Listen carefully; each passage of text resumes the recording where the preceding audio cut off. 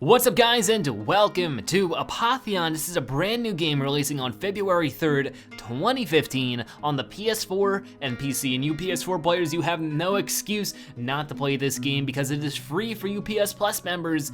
Go ahead and download it right now. You deserve it because it is a really fantastic and fun game. But before we get into anything, I do want to warn you that if you are under the age of 18, you might want to talk to your parent before playing this game because it does offer full-on nudity in certain parts, and there is no option to turn that off. So even if it just makes you uncomfortable, I wouldn't say that maybe you should steer away from this game. Not only that, but there is a decent amount of bloody gore and sort of some noises that happen that really feel gory when you kill an enemy. So those are two warnings for you just in case those things make you uncomfortable. But Apotheon is a fantastic game based off of Greek culture that we'll be heading into right now. So why don't we?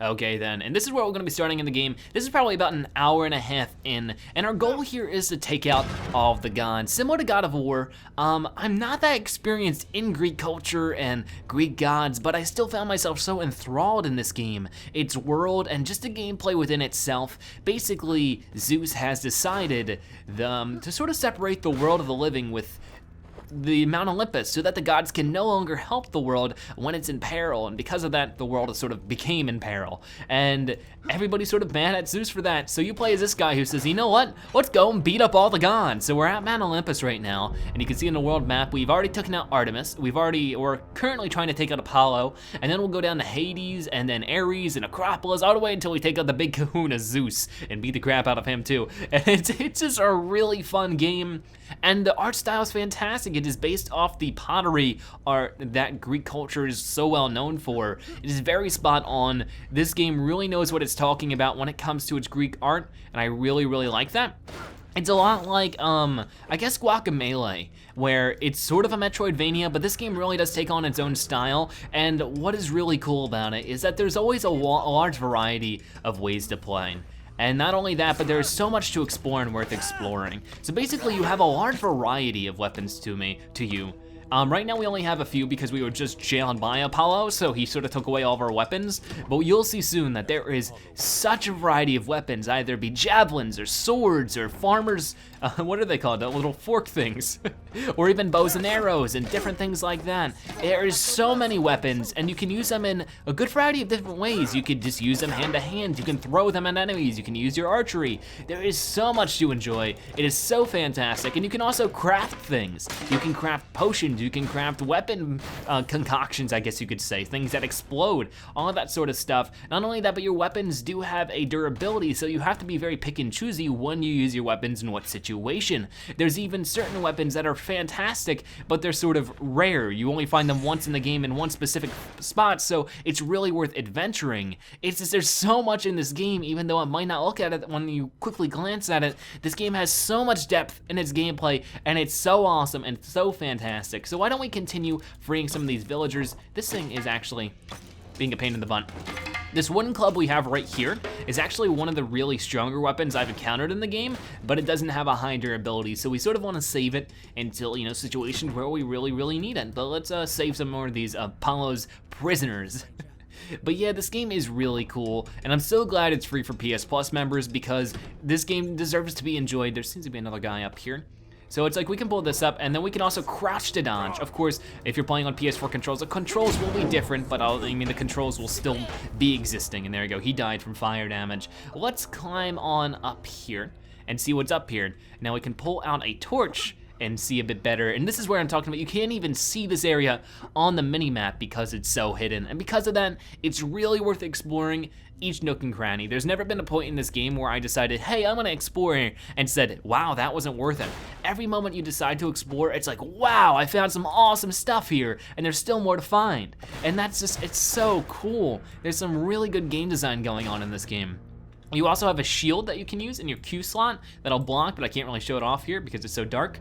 It looks like that's just about it for this area though. We found some coins, which coins can be used back at the main city. If we go to the world map, it is the Agora. Now that's obviously not a Greek god, I don't think, but that's where we can go and buy stuff and all that kind of stuff. We also have the local map of the current room we're in, and it really is Guacamelee-esque, but still, you don't really level up your character as it is in Guacamelee, where you learn more moves. Like all the, you find weapons just by adventuring, and here's like a Doru, which is basically a spear. If I bring that up here, you can see it's a spear, but if I hold my middle mouse, I can actually throw the weapon, which really adds some depth to the battling here, and I do need a key to get in here. Hopefully we find that soon, because that would be helpful.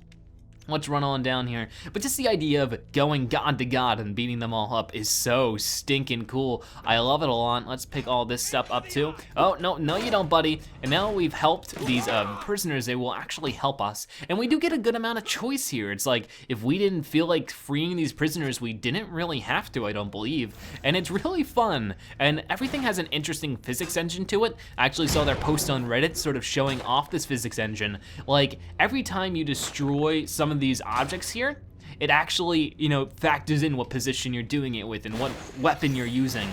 But here we go, let's pick up a whole bunch of more weapons and health.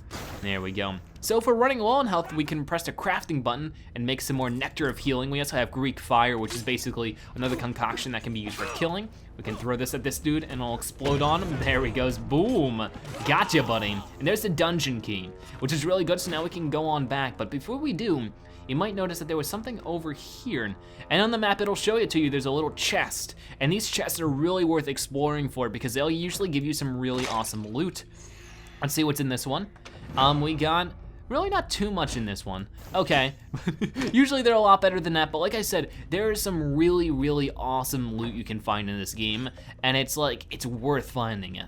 And some of it's really cool. I don't have it on me currently, but hopefully we run back into it soon. Because like I said, we lost all of our weapons from being entrapped by Apollo.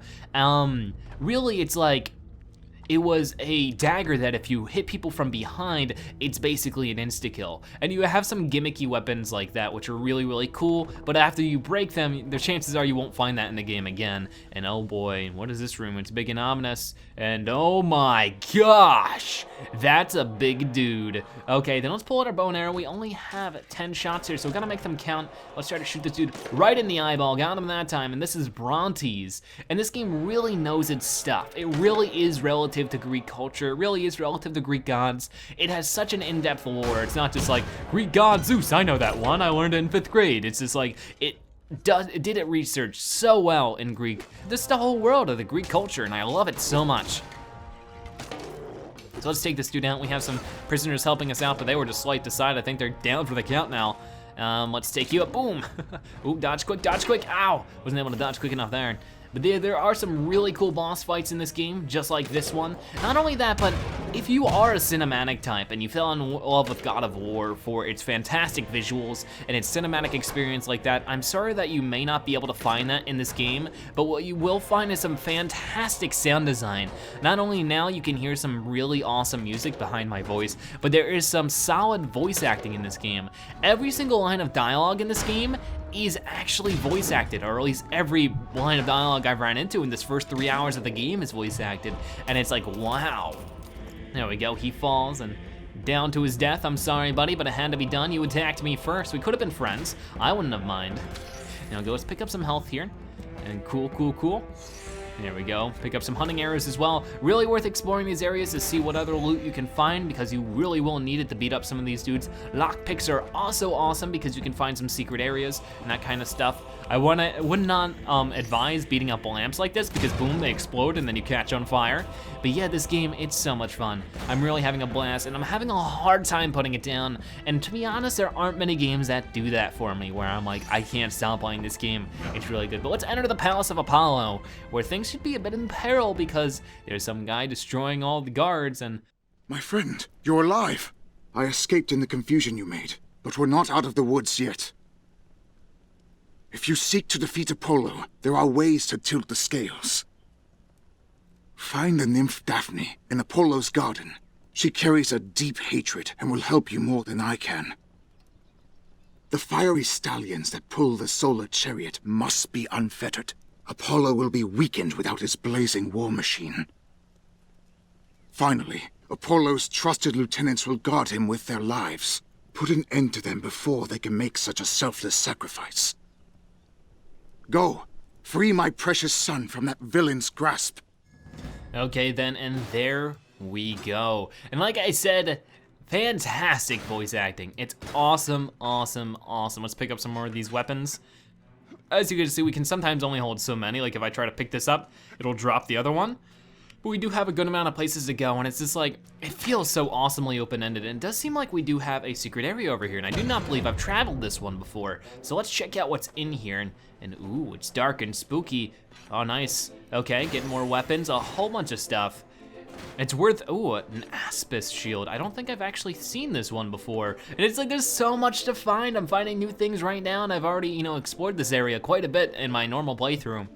But, ooh, here's a chest. What do we got in here? We got upgrade leather bracers, a Sarissa, and an infusion of alacrity. Okay, grants 25% faster attack speed. So we do get little potions like this that'll temporarily improve stuff. If we go into our inventory here, you can see that we actually have some armor that we can find here. And of course, these get better. We want to sort of be pick and choosy about which ones we want. It automatically equips the best ones, so if you're a little lazy with that, no worries about it. And we also have some upgrades here. You can see we have blades level 1, bow level 1, and spear level 1 that you can upgrade at some shops nearby. Like I said, at the, what was it again? The Agora. So it's overall, Apotheon is a fantastic game. I was 3 hours in, and we only got to Artemis, Apollo, and Hades, so I'm not even halfway through the game, and I already got 3 hours of enjoyment in and out of the game.